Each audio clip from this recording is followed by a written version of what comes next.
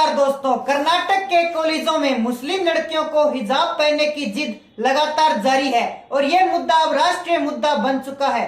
Karnataka high court ने साफ कहा है कि असंवैधानिक अधिकार है या नहीं, इसका फैसला देश के संविधान और कानून के आधार पर होगा, धार्मिक भावनाओं पर नहीं। वहीं सुप्रीम कोर्ट ने भी हिजाब की आड़ में कट्टरता फैलाने वाले इन लोगों को सख्त हिदायत दी है कि इस मामले को राष्ट्रीय मुद्दा बनाने की जरूरत नहीं है। लेकिन इसके बावजूद न सिर्फ हिजाब के समर्थन के नाम पर कर्नाटक के अलग अलग हिस्सों में अराजकता फैलाई जा रही है, बल्कि देश भर में इस मामले को भड़काकर फिर से हिंदू मुसलमान को आमने सामने लाए जाने की साजिश रची जा रही है, जिससे फिर एक बार भारत को 2020 के दिल्ली दंगों की आग में झुलसा जा सके और उसकी सजा सिर्फ बेगुनाह लोगों को भुगतनी पड़े।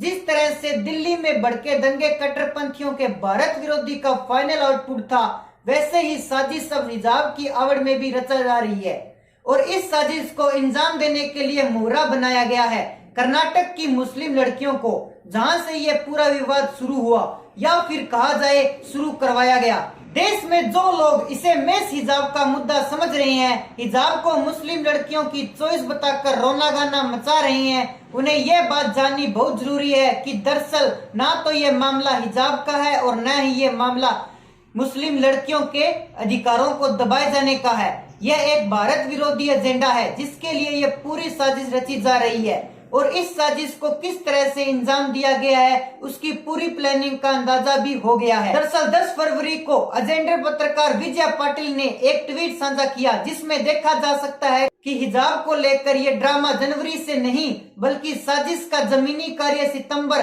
2021 से शुरू हुआ। सीएफआई ने कर्नाटक यूडीपी के कई अन्य कॉलेज में अपना सदस्य अभियान शुरू किया।